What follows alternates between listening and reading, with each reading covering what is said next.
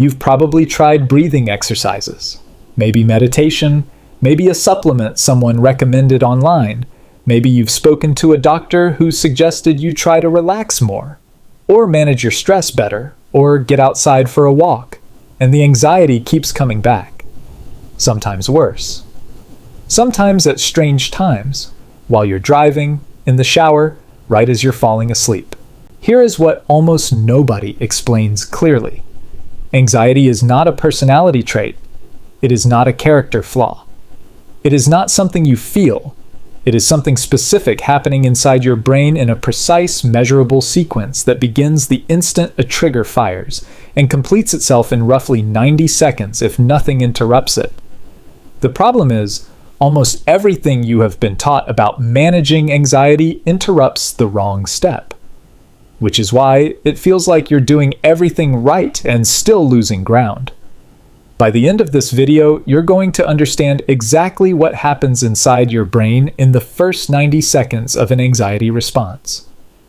Which part of that sequence the mainstream advice targets? Which part it completely misses? And the specific 2-minute intervention that the research says actually shuts the response down at its source, at any age, without supplements, without hours of practice. Stay with me, because the mechanism is simpler than every wellness expert makes it sound, and the fix is more specific than any of them ever tell you. Let's start with what you've been told. Anxiety is a mindset problem. You need to think more positively. You need to challenge your negative thoughts. You need to be more mindful, more present, less caught up in your own head. And if none of that works, try therapy. Try medication. Try meditation for 20 minutes twice a day for the next 6 months. Every one of these interventions has value, and every one of them is dangerously incomplete for someone whose brain is repeatedly firing an anxiety cascade multiple times per day. Because anxiety is not primarily a thinking problem. It is a biological event that happens faster than thinking, and that finishes before conscious reasoning even fully engages. By the time you are aware you're anxious, the biochemical cascade behind that feeling has already been running for close to a minute. Trying to reason your way out of it at that point is like trying to stop a car that's already at highway speed by asking the driver to think about braking. The mainstream approach treats anxiety as a slow cognitive process, something happening in the thinking part of your brain that can be talked to, argued with, and reasoned through. And parts of it can be. But the initial spike, the one that hijacks your body first, the one that produces the racing heart and the shallow breath and the pit in your stomach, happens in a completely different part of your brain, at a completely different speed, driven by a completely different chemical system. And that spike has a lifespan of about 90 seconds if nothing feeds it. Something else is determining whether that spike settles or explodes. And that something else is what almost nobody ever explains to you. In 2008, Dr. Jill Bolte Taylor, a Harvard-trained neuroanatomist, published a book documenting a neurological observation that had been sitting in research literature for decades but had never reached mainstream awareness. She called it the 90-second rule. According to her documented research, and consistent with the underlying neurochemistry of the stress response, the chemical component of a triggered emotional reaction, the actual biochemical surge that produces the physical feeling of anxiety, has a natural lifespan of approximately 90 seconds from the moment of trigger to the moment those chemicals are fully flushed from the bloodstream. 90 seconds. That's the biological runtime of the raw chemical wave. Read that again. The physiological anxiety response, once triggered, is designed to run for about 1.5 minutes, and then it's over, if nothing refuels it. Later research from the field of affective neuroscience, including work by Dr. Joseph Ledoux at New York University, whose decades of research on the fear circuitry of the brain remains foundational, has confirmed the same underlying architecture. The amygdala, your brain's threat detection center, fires a chemical signal in milliseconds. The signal triggers a cascade of cortisol and adrenaline. That cascade peaks quickly, plateaus briefly, and, critically, begins to naturally decline within the first 2 minutes unless the brain generates a new trigger to keep it running. Which means the anxiety attack you experience for 20 minutes, or an hour, or half a day is not one biological event. It is dozens of 90-second events, each one re-triggered by your own thoughts, your own attention, your own attempts to reason with it. Same trigger.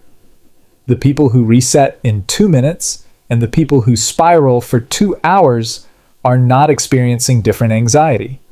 They are experiencing the same 90-second cascade, repeatedly restarted.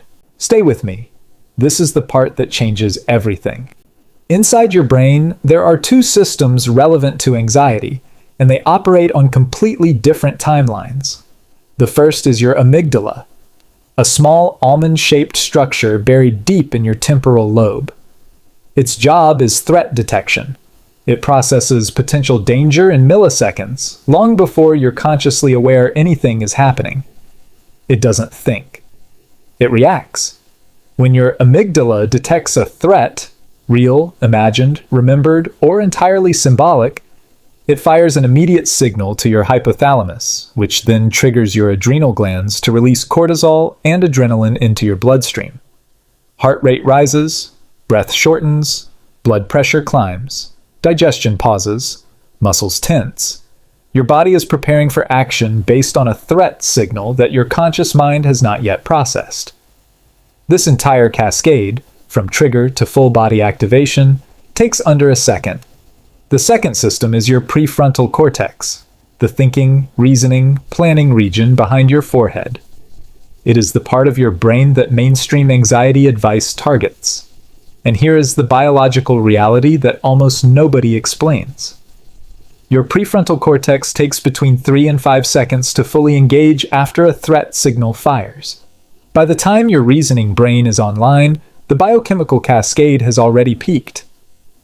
Then there is the part almost no one tells you. Once the initial 90-second wave is triggered, it will naturally dissipate. The cortisol will clear, the adrenaline will metabolize, the heart rate will begin to settle, unless the amygdala receives a new trigger. And the most common new trigger, by an enormous margin, is your own thoughts about the anxiety itself. The moment you notice you're anxious and think, "Oh no, I'm getting anxious again," your amygdala interprets that thought as a fresh threat. The cascade restarts. 90 seconds resets to 0. And now you're in a second wave, then a third, then a fourth, then 20. Each one lasting about 90 seconds. Each one re-triggered by your own reasoning brain trying to help. The trigger event is done in 90 seconds. The re-triggering can go on for hours. This is the cycle most anxious adults are living inside. Not because they lack willpower, not because they haven't meditated enough, because their intervention targets the thinking brain, which is the exact system that keeps restarting the cascade, instead of targeting the biological wave itself. Stay with me. The fix is coming, and it's more specific than anything you've been offered before. Let me tell you about someone I'll call Rachel. 48, works in accounting, married with 2 grown children. She had been experiencing episodes of low-grade anxiety for years. Nothing dramatic. Just a persistent tightness in her chest most mornings, an occasional sharp spike before meetings, and a nightly ritual of lying awake reviewing everything she said that day. Rachel had done the work. She meditated most mornings, she'd read the popular books, she had a therapist, she knew all the phrases. Sit with it, notice it, don't fight it. And she still felt like the anxiety was running her life more each year. What Rachel didn't know, what nobody had explained to her, was that every one of her interventions was happening after the 90-second wave was already re-triggering itself. Her meditation targeted the 3rd wave, the 10th, the 20th. She had never once been given a tool designed to interrupt the wave in the window where interruption actually works. The first 60 seconds, when the biology hasn't yet reset. So what does actually interrupting the wave look like? The research points clearly to one category of intervention: direct vagus nerve stimulation through controlled exhalation. Not deep breathing, not the standard take a deep breath advice. Not counted inhales, specifically extended, slow exhalation timed to recruit the parasympathetic branch of your autonomic nervous system, the system that biologically counteracts the anxiety cascade. A landmark 2020 study led by Dr. Andrew Huberman's laboratory at Stanford University, published in Cell Reports Medicine, compared several breathing patterns for their effect on real-time physiological arousal. The strongest reduction in cortisol, in heart rate, in subjective anxiety, came from a specific pattern of extended exhalation performed for just 5 minutes per day. But the acute effect, the in-the-moment interruption, was measurable in under 2 minutes. Same participants, same background stress. In every comparison, the group using extended exhalation shut down the arousal response measurably faster than the group using standard slow breathing, meditation prompts, or cognitive reframing, because one intervention targeted the biological wave in its window. The others targeted the thinking brain, which was already re-triggering the wave. Here is what interrupting the wave actually looks like in practice. And I want you to notice immediately how different this feels from anything you've been told to do before. Here's what you're not going to do. You're not going to tell yourself to calm down. You're not going to challenge the anxious thought. You're not going to take a big, deep breath. All of those recruit your prefrontal cortex, which is the exact system that is restarting the cascade every 90 seconds. Here's what you are going to do. The moment you notice the physical signs, the tightness in your chest, the shallow breath, the racing heart, do not analyze them. Do not label them. Do this instead. Take a normal inhale through your nose. Not a big one, a normal one. At the top of that inhale, take a second, smaller inhale on top of it. A brief second sip of air through your nose. Then release everything through your mouth in a slow, controlled exhale that lasts twice as long as your inhale. Don't count. Just make the exhale long, steady, and complete. Empty your lungs fully before the next breath. Repeat that pattern 3 to 5 times. That's it. That's the intervention. What you're doing biologically is triggering a rapid parasympathetic response through the vagus nerve, directly counteracting the sympathetic cascade the amygdala just launched. This isn't spiritual. It isn't mindfulness. It is a specific mechanical override of a specific biological signal, and it works whether you believe in it or not. This is not a meditation practice. This takes under 2 minutes. You do it the moment you feel the physical signals of the wave beginning. The goal isn't calmness in the abstract sense. The goal is shutting down the cascade before your prefrontal cortex restarts it. Here's the mistake almost everyone with recurring anxiety makes. They try to think their way out. When the wave hits, they analyze it. They ask themselves what triggered it. They challenge the thought. They try to reason with a system that operates faster than reasoning. And every second they spend in the analytical brain during the wave, they are actively feeding the amygdala new signal. Because your amygdala treats every new anxious thought as a new potential threat. It's like standing over a small fire, trying to figure out what started it, while gasoline drips slowly from your hand into the flames. Every attempt to understand the fire in that moment adds fuel to it. The analysis is not neutral. It is actively part of the loop. The reason cognitive strategies are so heavily promoted for anxiety is straightforward. They work, but they work between episodes, not during them. When the cascade is running, biology outpaces reasoning.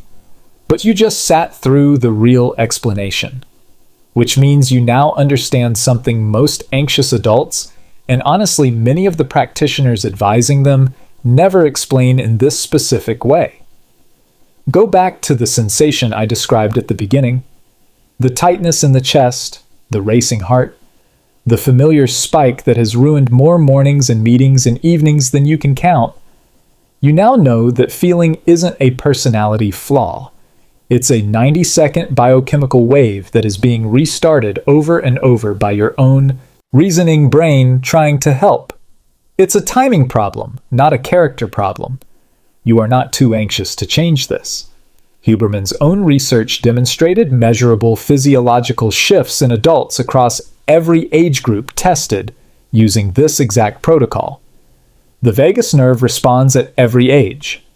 Your nervous system retains the capacity to interrupt this cascade at any point in your life. It just needs the right input at the right moment. Your brain was not built to trap you in anxiety. It was built with a shutdown system that runs on breath. You just need to know how to use it. If this gave you something no meditation app ever fully explained, subscribe. Every week on this channel, we break down the real biology behind how your body ages, why your nervous system responds the way it does, and exactly what the science says to do about it, in minutes a day, not hours. The mechanism is always simpler than the marketing around it. You just have to know where to look.